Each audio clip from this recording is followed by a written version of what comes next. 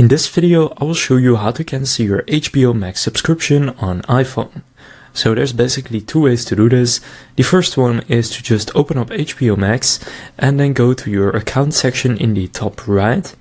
And from here click on subscription, which is the third section here. And then here you can see the subscription you are currently on. Then under payments click manage subscription and then it should take you to the correct place. Now if it doesn't, so for example if it takes you to this place but you don't see HBO Max here, then you will need to take the second step. But here under active subscription you should then see HBO Max, so just click on it and from there click cancel subscription. Then click cancel subscription again and now it will be cancelled. Now if that doesn't work for you, just open up Safari and search for HBO Max and go to their website. From there sign into your account and then from there click on manage your subscription.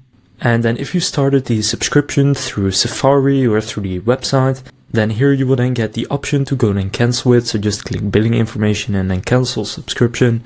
But for me you can see it says billed through Apple and that's why for me I had to cancel it the other way. But now you know how to cancel your HBO Max subscription on your iPhone. If this video was helpful, please consider leaving a like and subscribing to my channel. With that being said, I will see you in the next video.